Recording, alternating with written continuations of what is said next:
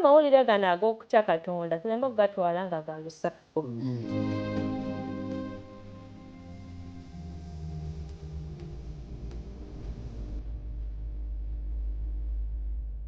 Malayika si agenda okubuulira naye ffe Mukama tuze tumubuulire eri ensi yonna.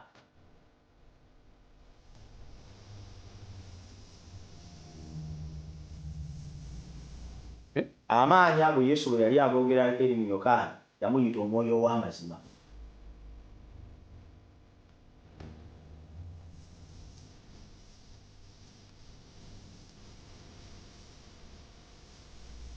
Lesson weekend katuyigire ku bigere bya Kristo.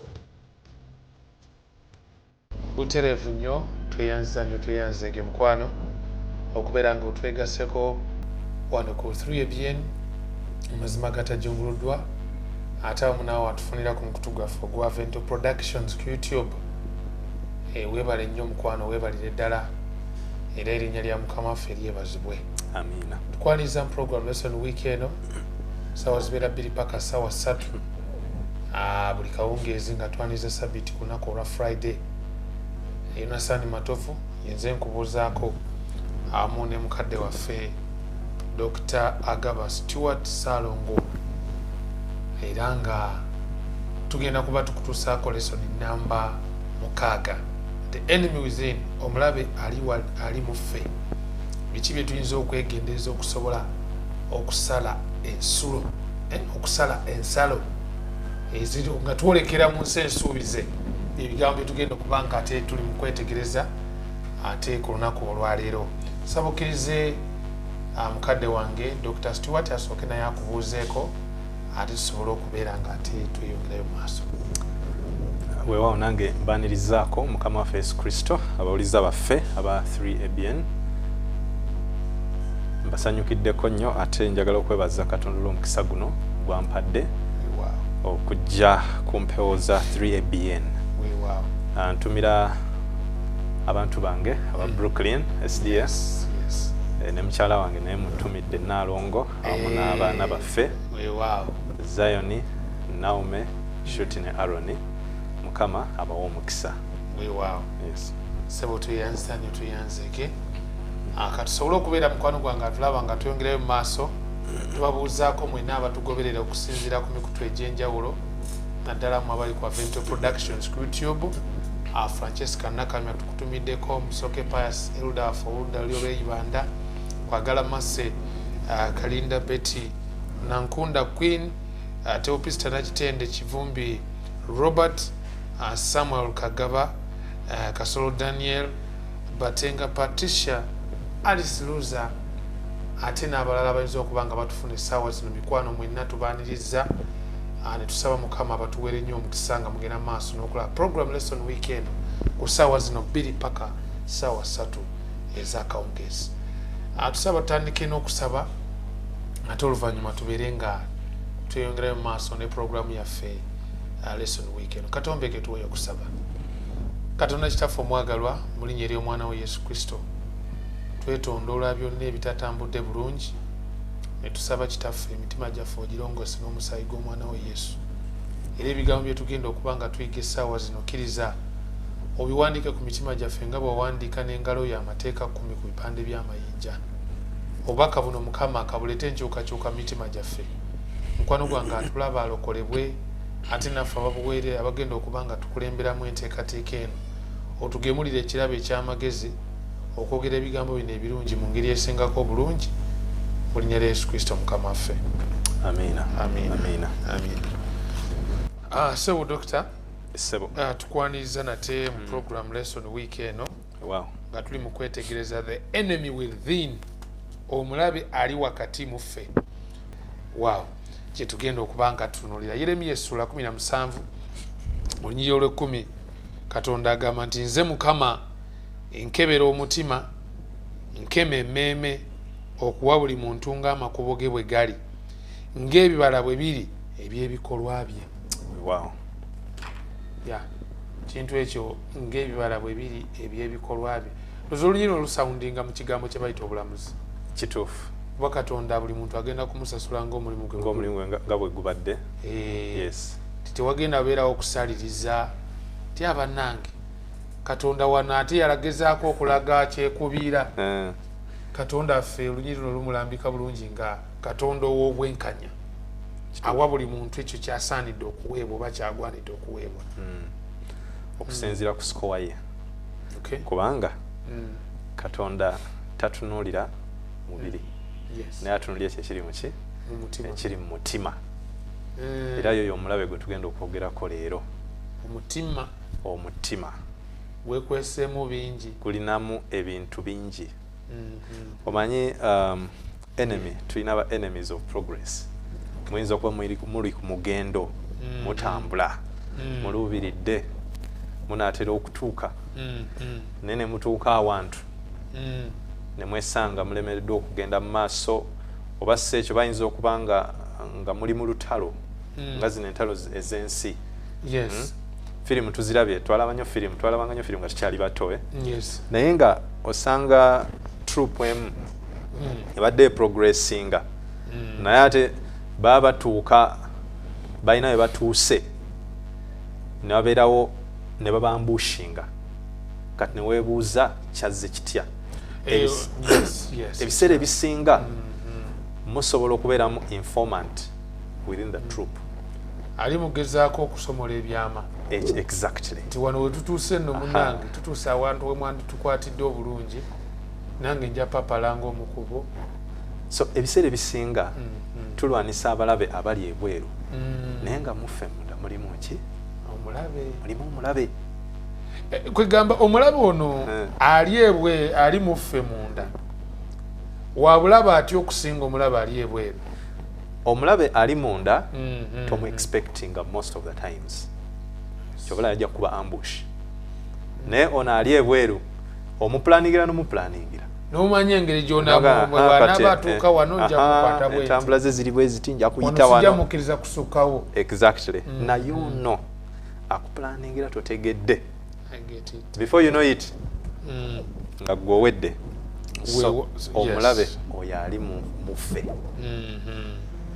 so kwegamba gwe twagala okubeera nga twetegereza omulungi atulaba okufaananako n'ebyafaayo nga bwe byatulambise nti eggwanga lya Isirayiri obulabe bwalyo lye bwasesenkana tebwali obwo obwali obw'abantu ababeetoolodde naye oba otunuddemu okutunulira okulaba olugendo lwabwe nga batambula mu ddungu abasoma ebyafaayo balabika nga tukiraba bulungi nti abantu abaali beetoolodde olugendo mwe baali bayita si be baali ekizibu gye bali naye bo bennyini be baavangamu obuzibu olwako bayibuli keekosa mixed multitude kyali kibiina kyanjawulo wakati mu bo naddala bagamba nti baali bantu abaavaayo mu nsi y'e Misiri naye nga balinga abazze okulambula typically tebaali nti bo baali nnyo okukiruubirirwa ekyokugenda basikira ensi gye baasuubizibwa naye bo bajja bagamba basajja balagawa bano so they were within era bakalubiriza nnyo olugendo luno lwali olugendo lw'ennaku 4 ne lufuuka olunaku lugendo lwa myaka 4 kituufu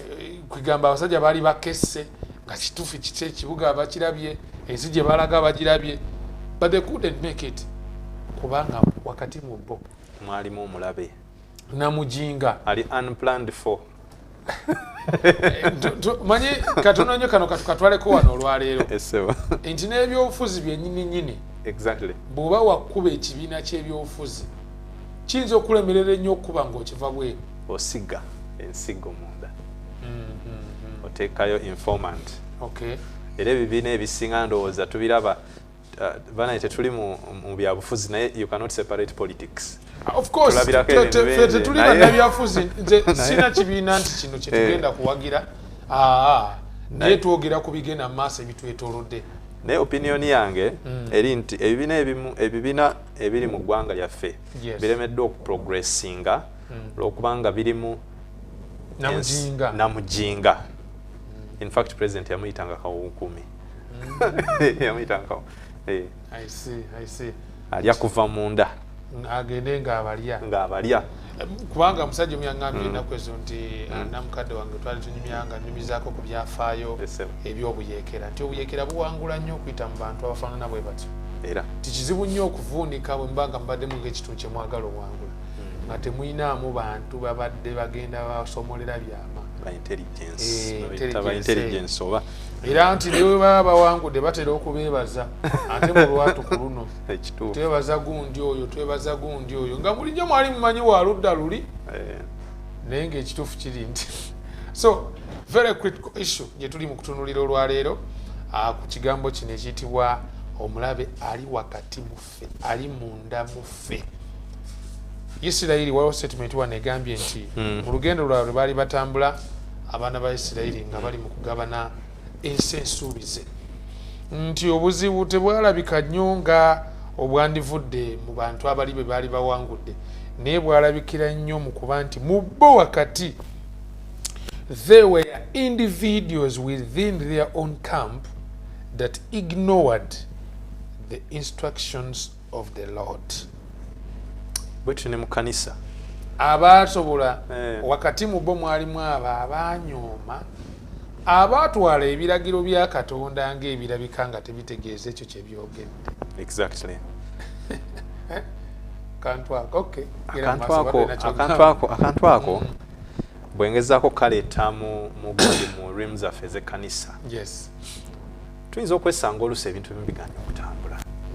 Looka mulimu abantu abamu abata following biragiro, instructions. Kwigamba kanchitente express instructions. Nti Katonda bwati bwagambye totaputa kugezaako kukikyusa tusa kitegeeza kirala. Edda ssebo ennaku mukaaga okola ng'emirimu gyo gyonna lunaku lwakuuma. Naye gwali noyagala oteekeko ebintu ebirala ebitaalugererwa n'okola bu bizinesi bo mu nkukutu ojja ku kanisa tula mu kanisa ku sabbiiti naye nga wano okola transactions ku ssimu. Eno omusajja bw'abuulira oba oliawo babye biremesezza ekkanisa okugenda mu maaso. Kikyogerako mukadde wange kituufu nti progress y'obuweereza lwaleero erimu akasoobo weetegereza nti kituufu Katonda tetuganye process agikozesa era n'azimba ebintu for time.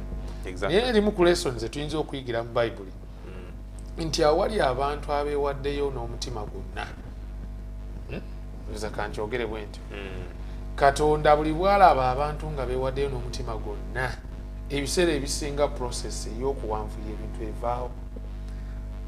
Actually bw'olaba mu bikolwa by'abatume olunyiriri olwokuna balaga entambula essula y'okuna balaga entambula ey'omulimu nga guli ku misinde era olwo batugamba nti bano abantu basanga kimu balina okulowooza kumu okukola kimu nga balaba ebintu bumu abantu ne balyoka babegattako mu buki mu bungi.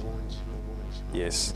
So kwegamba awo we tuli enemy within asobola n'okalubya omulimu. Bwe tugenda tuli omusajja gwe bayita Akani ekyamazima kiri nti yakalubya omulimu okutambula.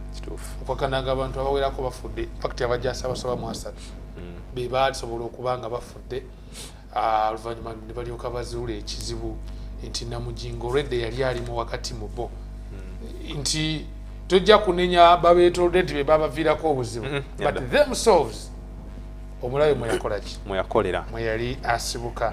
So naffe abagenda okusala so olowooza lwaki olekera ensi ensuubize yese eno lesson nze ndowooza ezze eriffe first of all tutunulire entambula y'ebintu nga bwe biri mu kkanisa yaffe tulabe entambula y'ebintu nga bwe biri mu families zaffe tulabe entambula y'ebintu nga bwe biri as an individual bwiba nga tebitambudde bulungi then weetaaga okukola that retrospective analysis weekebere mulimu omulabe munze yeekukumye watya nga nze mulabe w'obulamu bwange.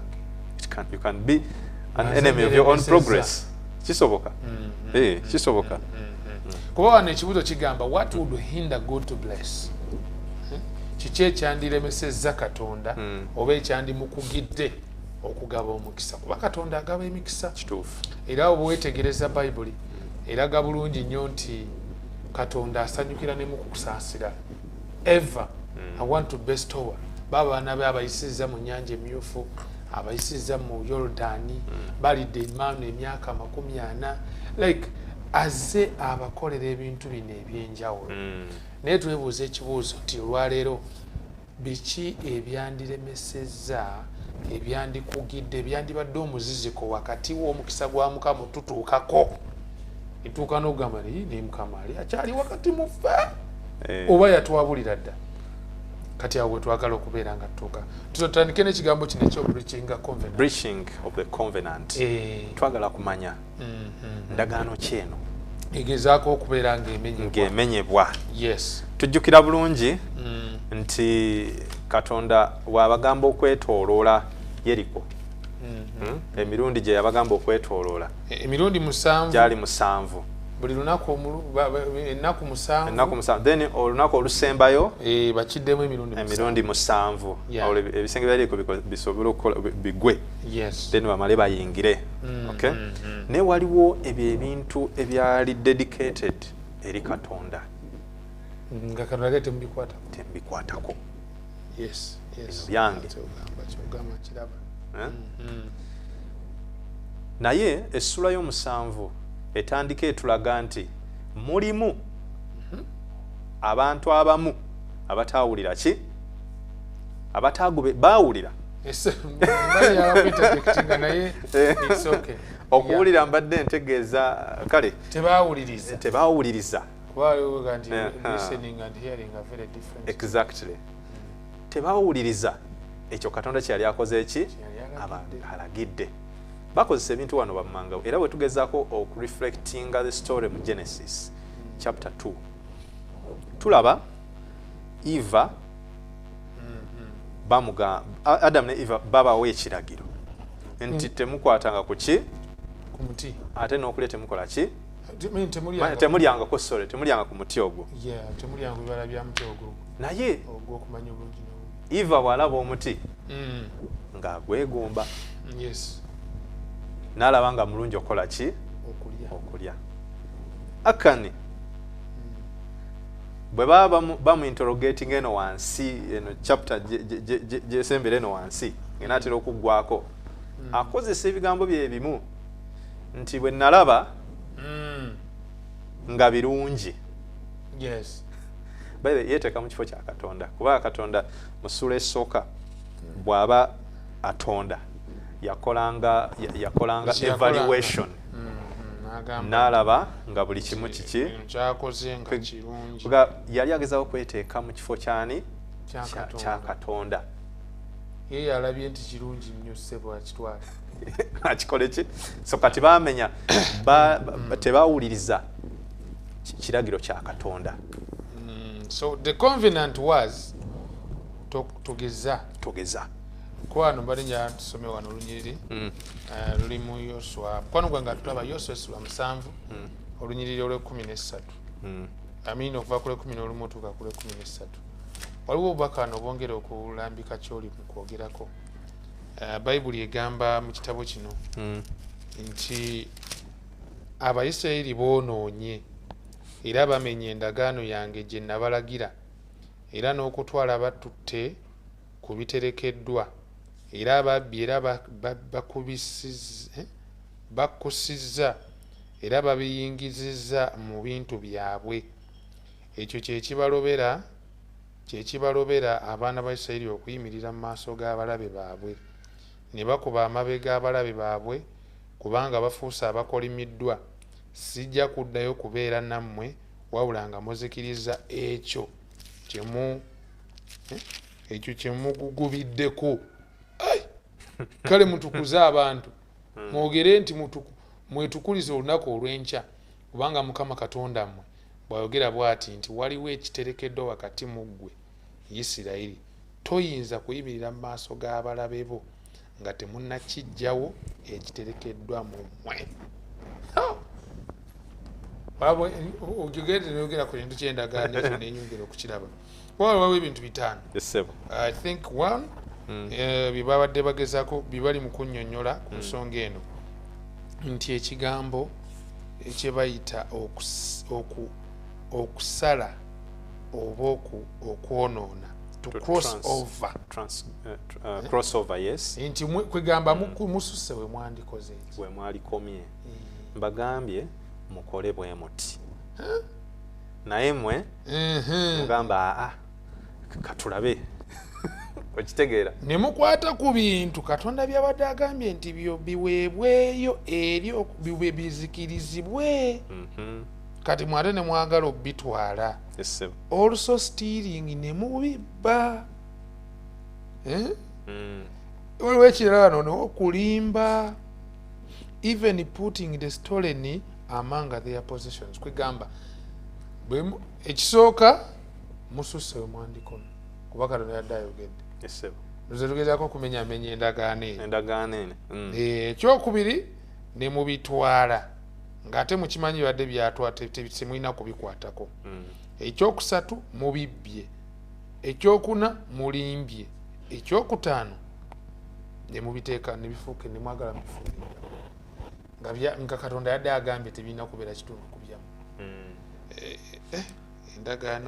endagaano yonna ebaako gundi ebaako captions naye awo wenyini nawe njagala okubuuza nga I don't know what you are trying to mean ng'ojja ku ensonga eyo Katonda alagaana na Isirayiri alagaana n'abantu mu Isirayiri kati Katonda alagaana ne Isirayiri yonna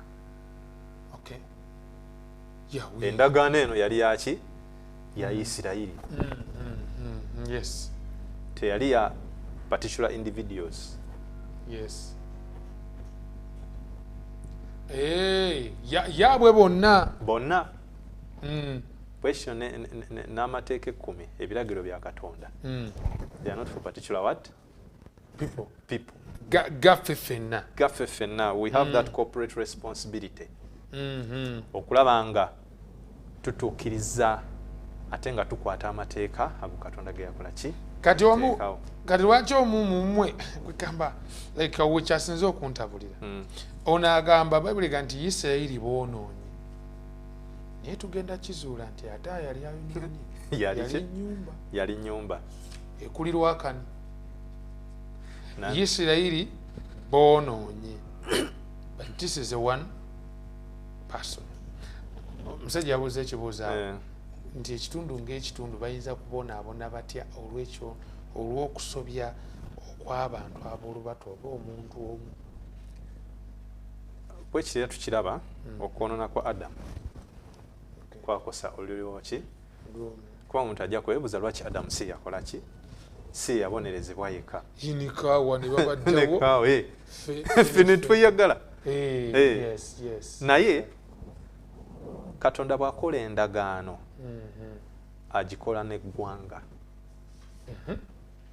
sina muntu atya so kitegeeza tulina responsibility ey'okwecheckinga you check your neighbor and you check the other neighbor okulaba nga mwena mukola ki mutambulira in other words we are all our brothers what keepers yatusooke tuwumulemu ate oluvanyuma tubeerera kuba tukomawo twetegereza ekibi kya Akan ekituusa Isirayiri yonna okubeera nga eri mu kuyongobera eri mu biwoobe kyekibi ekiriwa kyalibanga n'ekibi ekyo olwaleero naffe ffennyini kyekituviiriddeko okubanga tulemedde okulega ku mikisa gya Katonda egimu gatukomewo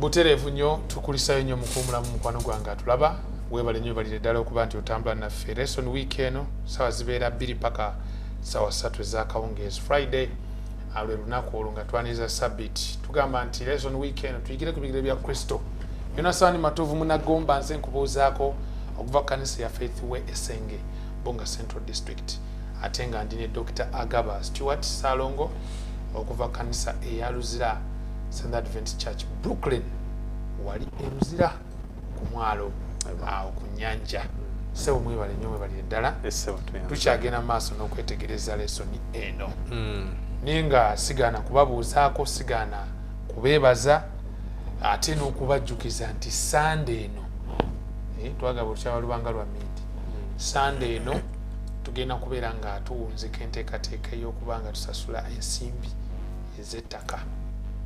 Ttaka ki? Ttaka lya kanisa. Kanisa ki? Faith Wesenge. Okugaziya omanyi Mukama yagamba nti buli omuntu alinyanga wonna mbawaddewo.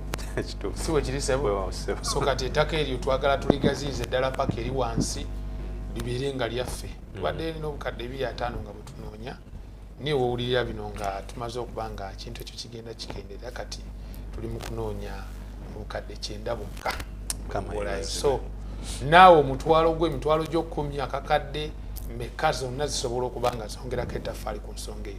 Oyinza obutabeerawo okujja kubeera naffe nga tuli mu fundraisinga naye n'ogateze kambaweereze. Ogenda kukikola otyo okumanya ebisingawo bwekuba ku namba yaffe ey'essimu noti 7 noti 6 24 noti 5 7 noti noti 7 noti 6 24 noti 5 7 noti. Wegatte ku nteekateeka eno tomanya tusobole okuba nga tugenda maaso n'okusensera ebitundu ekkanisa mu kitundu church in the community. Sometimes wetaaga space emala okusobola okulaba nga community feelinga bulungi obuweereza bw'ekkanisa. So tuvuddeyo mugande wange tukomyewo wano ku nsonga eno ey'ekibi ey'okumenya endagaano. Katonda nyogadde okwongera okuyiga Katonda nti Katonda kyayogedde takikyusa. Ebiseera ebimu we compromise what we say. Faba standards. Abakendeeza ne baserebya omutindo. Ate nekitwala nga norm. Nekigenda mu maaso buli omu nakiraba ng'ekituufu naye nga Katonda ye bw'aba ne measure nti wano ne bw'okola bw'oti ensi yonna n'ekimanya nti kiri bwe kiti tekijjaawo kino standard ya Katonda esigala etya? Esigala bw'etyo bw'agamba nti sabbiiti lwa musanvu terubangako olusoboka tekisoboka. Era programu eno ejja kalubirira nnyo abantu namikono gyange abawumula ku Sunday bangi n'abawumula ku Friday batera ogana nedda okalubiriza nnyo lwaki oyogera nnyo ku bintu ebyo mwogere ku subjects endala. But I want to tell you guno omulembe gwe tulimu olwaleero tulina okubuulirira abantu ekituufu. Bannanga abantu komye okola ebintu gadibe nga lyengembwa etunda omuzigo. Katonda bw'aba agambye nti olunaku olw'omusanvu esabbiiti eri Mukama Katonda wo, tewali ngeri yonna gy'ojja kulowooza nti ate olusooka lusobola ofuuka sabbiiti. Ekyo pasita ne bw'anaayogera, omusasedooti ne bw'anaayogera, oba omunadiini ow'engeri zonna ne bw'anaakyogera atya, Katonda ekigambo kye kisigala kinywevu. And from this story tukifuna tiyekuba ndobo takendeeza mutindo gwe kyayogedde kisigala nga bwe kiri nti mbagambye byo temubikwatako kemubikwatako you suffer the consequence. Kati bwe tuli wano so kituleeta buterevu ku kibi kyani kya Akani nga naye nga tetunaba tuwa ku kibi kya Akani kiruma nnyo olwaleero nti waliwo ebintu bingi abantu bye tukola naye ne bikosa abantu abalala nga gwekikoze bw'omu nga abalala tebamanyi na kumanya naye nga kiri mu kukosa. N'owulira nti ensimbi zino zaali zaweebwayo nga zakuyamba abantu bano, gwe ng'omuntu n'ozikola ki? N'oziteekamu n'ozikuba mu nsawo. But in the end abantu b'ekitundu ekyo ne batafuna buweereza ne basigala nga babonaabona, abaana b'abantu ne babonaabona, abamu ne balemwa n'okusoma ne balemwa n'okufuna obulamu obulungi naye nga kyava ku buli bwanguzi obw'omuntu omu bw'ati gwe batasobola ku identifying yali alina okuvaayo akole kye yali alina okukola. So genda okulaba nga yes true nti Yonasaani mbeera nzekka, Dr. Agaba naye abeera gyali yekka, naye waliwo ebintu bye tukola ne bituleetera okubeera nga as a community ffenna tufiirwa. So nga ate bwe tubeera abeesimbu ng'omuntu ate n'ekitundu kyonna oluusi ne kikola ki ne kiganyulwa ekituufu. Let's look at Akani. Ekibi kya Akani kati ekiriwa kino. Ekibi kya Akani yes twakirabye n'emabega. Akani bw'ava ku nteekateeka ya Katonda agambye temukola kino bo ne bakola ki ne bakikola. Naye wano kyendabamu kye kino ekibi kya Akani Yoswa sura 7:16 nti awo Yoswa n'akeera enkya n'agolokoka n'asembeza Isirayiri ng'ebika byabwe bwe byali n'ekika kya Yuda ne kirondebwa n'asembeza enda ya Yuda n'alonda enda ya Bazera n'asembeza enda ya Bazera buli muntu Zabudi n'alondebwa n'asembeza ennyumba ya buli muntu Akani omwana wa Kalumi omwana wa Zabudi omwana wa Zeera w'ekika kya Yuda n'alondebwa. Yoswa n'agamba Akani nti mwana wange nkwegayiridde omuwe ekitiibwa Mukama Katonda wa Isirayiri omwatulire era oŋŋambe kaakano ky'okoze tonkisa.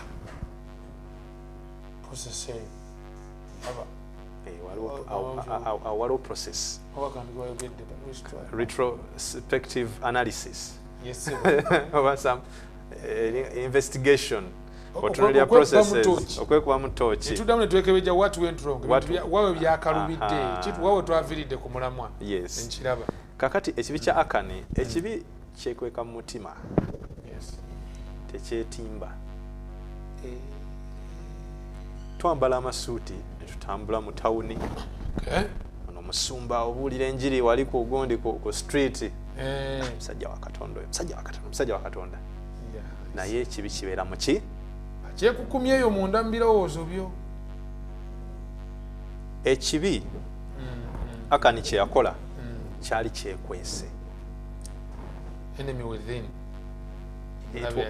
It was until they had to do that process of screening okusobola okukola ki okubanga bamuzuula ebekebejja bikabya n'eby'abaana ba Isirayiri. Yesu bw'olaba enkola ye ey'ebintu Yesu yali nnyo interested ku mutima. Omanyi ekibi kino tumanyi ebibi wogenda mu theology aba theologians bemusoma nyina katono ke nasomako waliwo ekibi ekiri mu capital letters sin ga nyukuta nnene which is the root kwegamba omulandira okwonona kwonna we kuva olwaleero ne wabaawo ne sin eya small chi enyukuta entono ekibi ekyennyukuta entono ze tuyita symptoms. Obubonero bw'okungulu buno obubonero tubujjanjaba buli kaseera ntekako akasuuti nenkabikkako neŋŋenda okitegeera omuntu ayinza amanya nti waliwo n'ekindya mu akoko kangu kati omusajja nga amiridde naye nga munda eryoke naye nga munda mulimu kiri capital ki capital letter. Yes. Wano waliwo olunyiriri awo ku nsonga emu gyoyogerako luli mu kitabo kya Samwiri ekisooka essula 16 nti Katonda atunuulira atunuulira mutima. Luka tusome Samwiri 16 olunyiriri 7. Samwiri Katonda amugamba nti naye Mukama n'agamba Samwiri nti totunuulira maaso ge newankubadde embala ye bwere empanvu kubanga muganye. Kubanga Mukama talaba ng'abantu bwe balaba kubanga abantu batunulira okufaanana okw'okungulu naye Mukama nono oyinza okubanga gwe asinga okusapootinga ekkanisa nga tukumanyi nti bwe tuba n'ekizibu kyonna oyo tawagira ekkanisa ne mulaba nga ayimiridde kwegamba nga n'ekitundu ky'ekkumi akikyola akiwaayo. Naddala bino ebintu bitera nnyo tukosa mu kulonda bitukosa nnyo tulonda abakulembeze kuba ffe tutunulira kungulu tetutunula kiri mu ki kiri munda mu mutima. Ekibi kya Akani kyali mu ki munda mu mutima. Yes.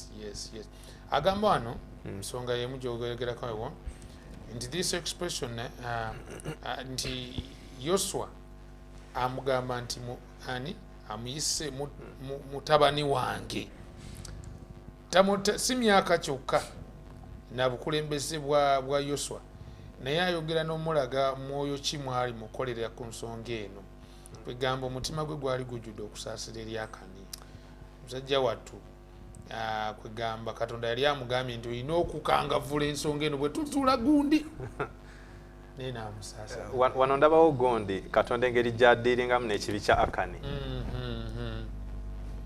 Olaba eprocess eyo yonna it was a lengthy process. Akan yalina obudde obuvaayo before they even reach him. Okay. Naga mukama wange nakoze iki ensonga ebadde bateganya obuzibu buli kunze nzi kizibu nga yona bwe yakola bwe yali ku nnyanja nga amayengo gasudda abantu gabaze eno gabaze eri nga mmanyi nze kizibu nze bwe munzi lijja kulya lijja kutereera and of course lyatereera okitegeera I get you. So kati Akan had enough time. This is like a grace period. You're in a grace period. Ey'okuvaayo. Bamuwa kaseera ak'okwekebejja yeekube mutima asobole okubeera ng'ekintu kino tekituuka nyo kyandituuse tandibadde tekyetaagisa nakutusimbya abantu ennyiriri. Nedda, that was a lengthy process, taking people's time. Abantu balina ebirabo by'okukola. Naye Akan yaleka eno process okusigala ng'egenda mu maaso. Kati awo wenzijira ku kibuuzo ekirala Essebo. nti okwatula kwe gwe oba okwetegereza kwali kwatula kuno okwaffe kwe twatula nti omuntu ategedde obuzibu bwe n'akkiriza ensobi neyeekuba mu kifuba oba kwe kwatula kuno nga ne bw'otandi yatudde eri omusango wagula byedda nga gwakusse mu vi. Kakati bwe tutunuulira enjatula ya Akan, in fact ajja atulirawo njagala kugezaawo okola ayina ki ekibi kya Akan mu ngeri y'emu wonna nduza ne ku Tuesday wabaddewo ensonga y'emu olunyiriri olw'19 yeseba olunyiriri olw'19 awo wenyini nyini wagambye nti Yoswa n'agamba Akan nti mwana wange nkwegayiridde omuwe ekitiibwa Mukama Katonda wa Isirayiri omwatulire era oŋŋambe kaakano ky'okoze tonkisa. Akan addamu Yoswa n'ayogera nti mazima nnyonoonye eri Mukama Katonda wa Isirayiri nenkola bwe nti ne bwe nti bwe nalaba mu munyago ekyambalo ekirungi ekya Sinaali ne sekeri ez'effeeza 200 n'olulimi olwa zaabu ekigero kyalwo essekeri 50 n'endyoka mbyayaanira ne mbitwala era labikwekeddwa mu ttaka wakati mu weema yange ne ffeeza wansi waakyo. Naye ndowooza okwatula kwa Akan tekwali remorseful. Yali tamenyese. Olwaliro okwatula bwe kuti weekuli n'oyatula simply because tolina kyakyoyinza kwogera. Definitely bakutte mu kitimba tolina kyakola. Omukazi bulijjo atambulira ku musajja we naye nga tamufuna. Ne this time bamutemezaako n'amusinkanira ddala nga bali wali wennyini nnyini. Omukazi sajja nabigaba ne maama nsonyiwa munange gwe wange nsaasire nsonyiwa kyenkoze kikyamu nnyo. Mu kaseera ako aba talina kyona kyakola ki kyakwogera. That's false confession. False confession. Kwatula naye nga kwa bulimba nakwo kwega kulinga okuli forced. Exactly. Singa tekwali forced. Akan yali yeekubye yali alina okuba nga yeekubye dda mu mutima nga bakyayitamu eno process bayita family bayita gundi individual ebintu ng'ebyo. So awo yali badde yamenyese dda mu mutima. I get you. Naye kati ye alindako okusooka omutuukako definitely mu buntu oba tolina kyakyoyinza kwogera okujja kukola ki ate obona akikolera kiro woyina kukaba nange bannange nze nasobya fact ebiseera ebisinga wane Buganda tulina olugero lugamba nti gunsinza aliwa biki bitono. That is a step jinga tunatuuka na wano singa yali akoze eki ayatudde. So ekibi kya Akan kituli mu kwetegereza wano mukwano gwange atulaba. 1 kwegomba essebo kwegomba covetousness. Ekibi kya Akan it's covetousness. Kyekibi ekisingayo ndowooza kyetwandiise ekibi ekitono. Covetousness kyekibi ekisingayo obutono. Abantu abasinga basomesa ne bagamba nti okwegomba okulungi si kubi. kuba amateeka gano 10 in fact yeteeka erisembayo so limu 2 3 paka kuli 10 teweegombanga and so many times twesanga nga okwegomba tukitwala ekuba ekya bulijjo so naye okwegomba sawa okulina engeri gye kuinfluencing okutekinga step number 2 n'omenya ery'omunaana kituufu erya tobbanga Akani yabba yes kubanga byali nabba naye ate era bw'oba ogenze maaso n'okwegomba tokoma kubbo oyinza n'okulimba singa bakwata era kubanga ye musajja y'omu gwe lwaki bwe baba banoonya obujulizi osirika nga ate okimanyi ng'okimanyi yeggwe abantu bano bayira abantu ebisere mutulowooza nti okulimba kiri mu kwogera nedda nekirine considering amazima geetaagisa actually bw'oconsidering amazima era naawe oba okoze eki oba olimbye abasajja babakubye omanyi ekibakubiza omanyi gwaliko obuzibu naye n'osirika kati ndi mugenda okulaba nga ekyali ekibi ekimu ekyokwegomba nga kitandise okuleeta ebibi ebirala ebigenda bitambulirako so in the end etteeka lyonna okwekananga amateeka 10 gonna agakoze eki wansi agamenye gonna nenze wano ndabamu gundi ndabamu ekisa kya Katonda ekikyali prevailing ffenna tuyina omulabe oyo ali munda mu ffe mu mitima gyaffe olulimba olw'aba ambassadors olugamba nti buli muntu akebere omutima gwe ategeere eno lesson ndowooza ezze okutujjukiza individual wetunuzemu torch weekubemu torch olabe walibanga waliwo byokola ebikosezza n'abalala bo tebamanyi negwe omanyi waliwo ebintu ebimu okugeza empa yaffe y'ebirabo ekintu ekyo lusi tukitwala lightly okuwa yes nowayo ekitundu kye10 kubanga gwe otya kiriko ekiki ekikolimu ekyo kya Katonda mpozi mugundi mu ndowooza wabayita ababbi nti munzibye yoavu munyagamwe lino lyonna mala kisatu olw'omunaana otuuka ku lw'10 yes kwegamba gwe n'okyejjako naye waliwo ekyo ekiri very important nakyo kyokoze eki kyo ignorinze kwegamba ebintu byo ne bitambula kasoobo emirimu gy'ekkanisa ne gitambula kasoobo yes oba oli awo n'egy'eggwanga lyonna ne kitambula ki ne gyeyongera okutambula akasoobo Katonda atuwadde omukisa guno okutegeera ekibi ekyo ekyekwese munda mu ffe okwongera okwekuba mu tooki nga tukozesa measure nga etteeka lya Katonda waliwo n'abatakoma kuba nti oluusi ebirabo tawadde naye ng'abibbye n'obibba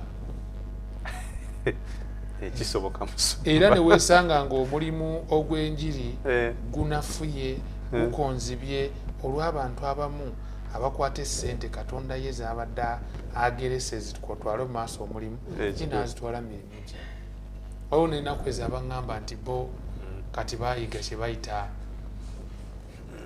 okwewola Katonda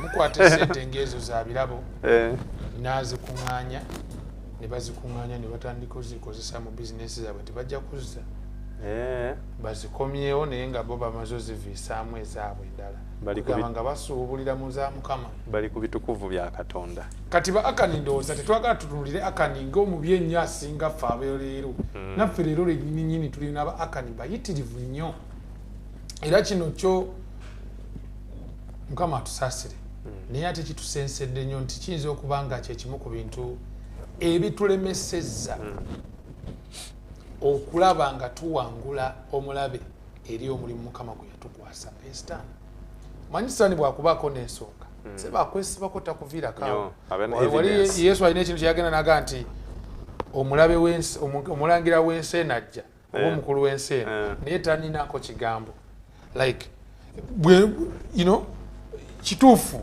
ajja ayinza okwagala okunyigiriza n'ebiringa ebyo tewaliwo kitugatta between me and him tewaliwo kitugatta naye obaawo akagatta akatono awa asimbawo nnyo essira kuba ekyokulabira ne ku Musa kyekimu kyatuukawo yatunuulira ebintu Musa byeyakola ki byeyakola n'alwanira omubiri gwa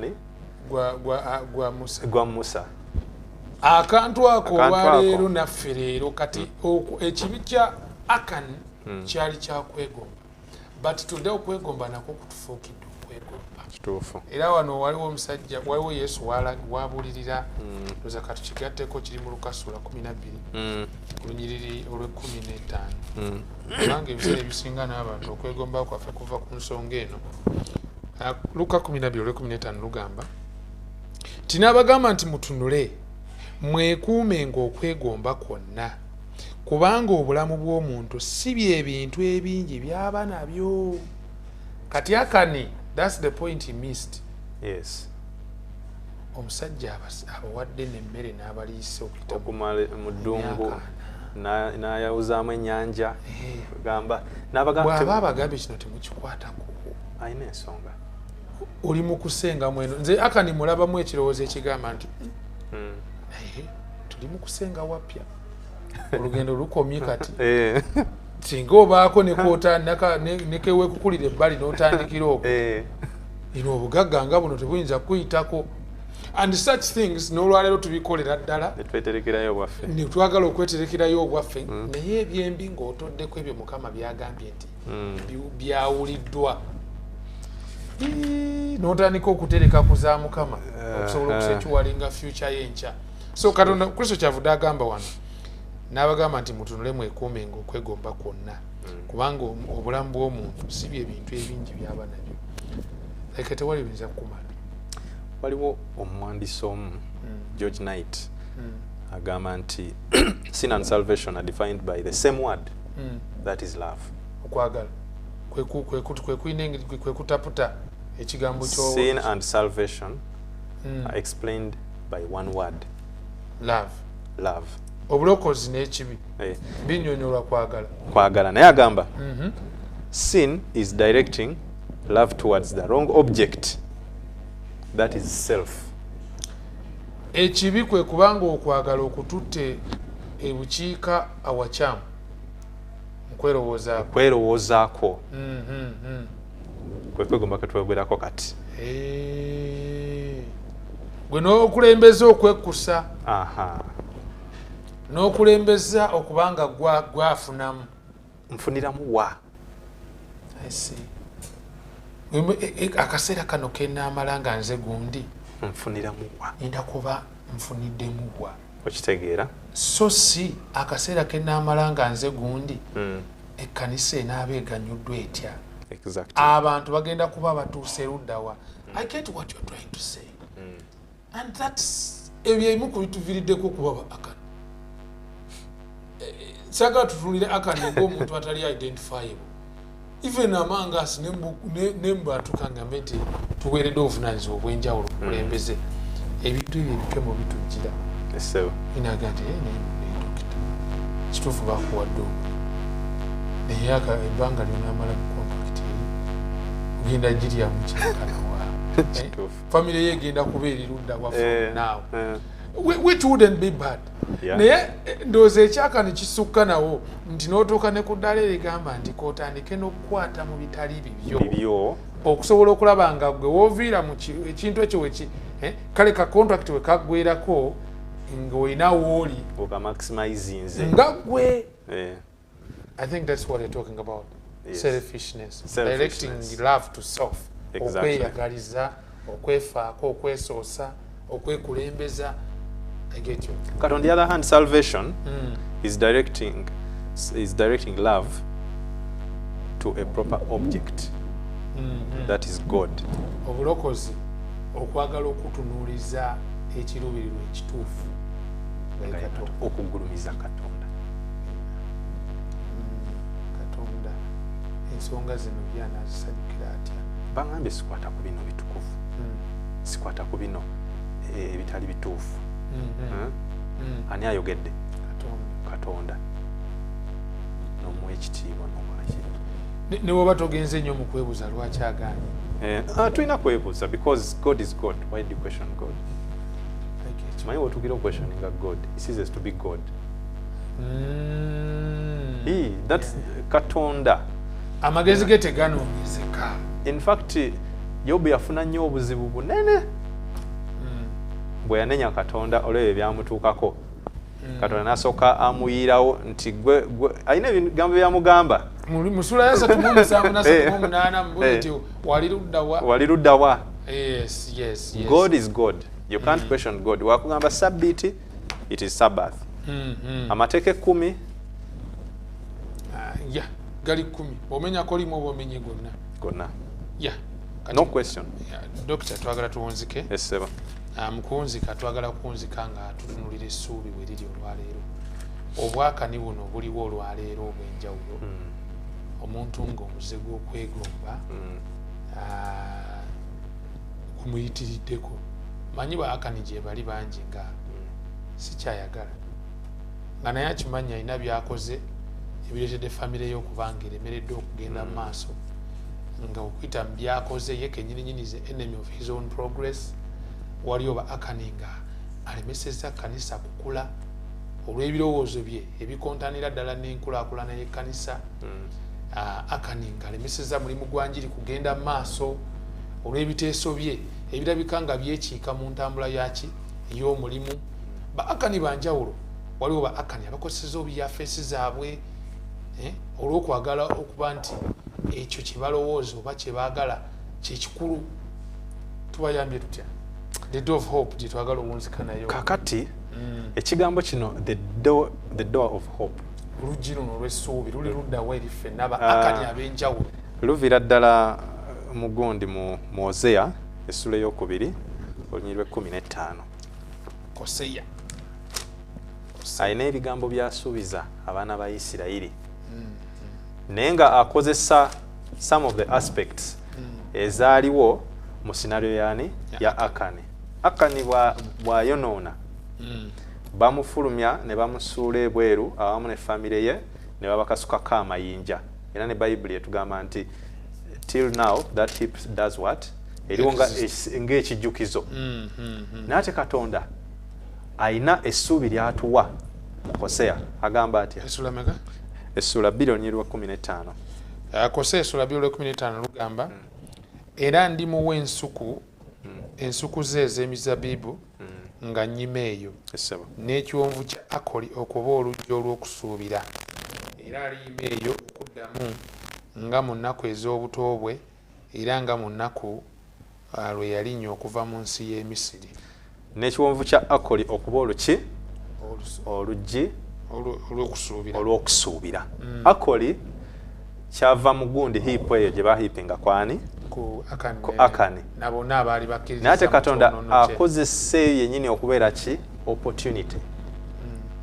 Ekitegeeza bwe twonoona ate tetuba na kweraliikirira. The solution is one.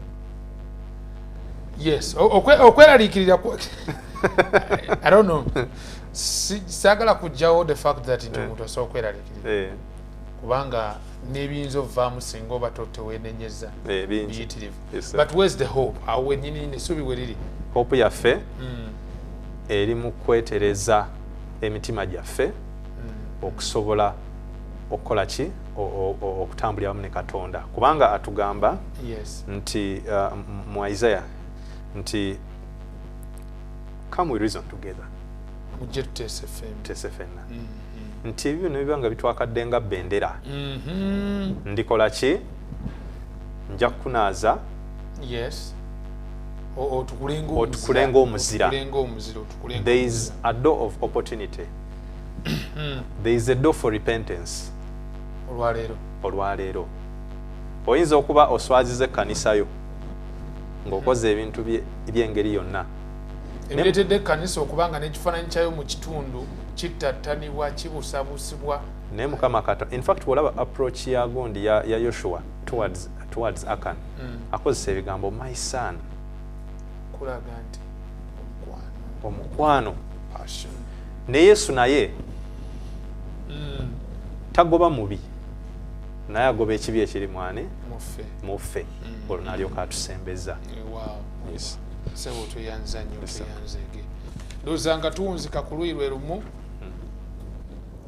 nga Katonda atuyita okutusonyiwa essuubi nga we litetwerabira nti waliwo essuubi lwe lisobola otuuka ate ne likoma ddi singa ekiseera ky'ekisa kiba kikomye gy'oli ekiyinza okukoma ng'ofudde which we don't know when oba okifuna oba ekiyinza okukoma nga kituukidde ddala nti nga bwe byalagulwa nti ekiseera ky'ekisa kikoze kikomye. So you need to tell right now omanyi nti essaawa eno bwe budde bw'olina oba okusobola okukozesa omukisa guno ogw'okudda eri Mukama nga bw'olina omutima gwo ye Katonda agukuggyemu akuwa omutima ogw'ennyama akuggyemu guli ogw'ejjinja ogujjudde okwegomba okuyitiridde okwo Pawulo kwagamba nti kuleeta n'ennaku nnyingi akuwa omutima ogw'ennyama ate ogugenda okubanga gukusobozesa okubeera ng'omatira n'ekyo Mukama kyakuwadde omanye nti waliwo ekkomo ti abanne ebitali byange bya Mukama byampadde kabimmale nze n'abantu bange kubanga ate bwe bitaakumale biyinza okukuleetera okukosa n'abalala ate n'owunzika nga n'omukisa ogw'okusikira ensi ensuubize togufunye because Akan almost yali ali ku njegoyego z'okuba nti agenda kubeera mutuuze mu nsi ensuubize but in the end agenda kubalibwa kwabo abaazikirira naye nga kyava ku ki okubeera nti omukisa ogw'okwenenya gwaliwo naye teyagukozesa ogedde ku respective process eno yonna yali agiraba ng'asobola ovaayo amangu n'ayatula ekibi kye. We couldn't tell singa yali ayatudde mu mazima n'amenyeko omutima bayibuli nambulukufu yandibadde asonyiibwa kati gwe olwaleero teweetaaga kulinda kanisa kukola auditing ga nti n'esente zino paka wenoonya nti kwiki nnyini lwaki otuukaawo eno sinka n'omusumba omwatulire nga n'ekyamazima ezo sente ze nali nazibulankanya era bannange mbadde nsaba musumba wange onsabire esente kanzikomyewo wenenye otandika otambulira mu bulamu obujja sobola nokerenja nogandi bannanze n'ekifo kanjira nkiwummula naye ntereeze kubanga lessons zino why do we read them after all tuzisoma okwereflectingako okufuna reflection okwetereza yes kubanga aba Akan we are about to reach eternity basajja bali mu kuyingira ensi mpya ng'essaawa zino zennyini zetukola ki zetulimu era saba omukadde waffe ogenda tuweerayo essaala essaala eyo egamba nti Mukama atukenereremu omutima ogw'okwegomba Katonda atuyigirize one okumutwala ng'ekigambo kye bwakyogedde kituufu tuggyewo ebyokunyooma n'okulengeza Katonda ky'abayogedde namba tu Mukama atuyamba atuwa omutima ogumatira n'ekyo ky'aba atuwadde okuwankawanka okwo okutuleetera okuwunzika nga ate tunyoomye kyayogedde atuggyemu ebintu ebyo kale omulungi kitaffe atudde ku ntebe y'okusaasira tukwebaza kubanga bino ebigambo bitutuuseeko mu budde obutuufu ate tusaba bigwe ku ttaka eggimu ffenna tuli ba Akani mu ngeri emu oba endala tujjuddemu omutima ogw'okwegomba ate mu ngeri emu oba endala tunyoomye ebiragiro byo ne tukola ebyo ffe ebitusanyusa ate ebitwanguyira ne Mukama tukusaba otusonyiwe otusaasire muffe otondemu emitima egy'ennyama okusobola ng'okugondera ekigambo kyo ate n'okubanga tuli contented n'ekyo ky'otuwadde ayi Mukama tuyigirizenga okuyiga ekigambo kyo mwoyo atuluŋŋamyenga tusobolenga okuyaayaanira ekigambo kyo n'okukisoma kisobole okutereza obulamu bwaffe Mukama tulina bingi ebyokusaba naye ggwe Mukama omanyi bye tusinga okwetaaga tusabira abo abatuwuliriza abayina struggle ez'enjawulo ze bayitamu okwegomba abatuusiddwa mu mbeera ezitali nnungi okuyita mu kwegomba kwabwe. Mukama awulira okusaba kwabwe, obasonyiwe Mukama.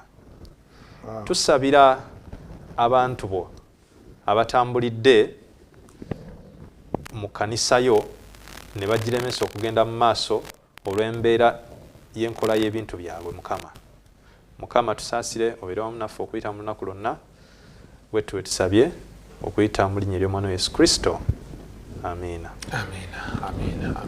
Tayanza nnyo. Abadde mukadde waffe Dr. Agaba Stewart okuva ku Luzira Brooklyn, that is the Standard Adventist Church ekitebe kya Luzira District. Era abaluzira mwena banaye tubatumiddeko, nange Yonasaani Matovu okuva ku kanisa ya Faith Wesenge nga bwemperereza mu Bunga Central District. Tubabuuzaako era tubeebaza n'okubajjukiza nti Sunday eno ng'ennaku z'omwezi 9 November tugenda kubeera ku nsonga emu yokka yakulaba nga tumaliriza ettaka eryo. Namba yaffe gy'oyinza okubako okumanya ebisingawo oba olina obuwagizi bwonna obw'enjawulo bwandyagadde otuwa eri noti 7 noti 6 24 noti 5 7 noti 7 noti 6 24 noti 5 7 noti. Tubagaliza sabiti ennungi, kisa kya Kristo kyeyongere gye muli.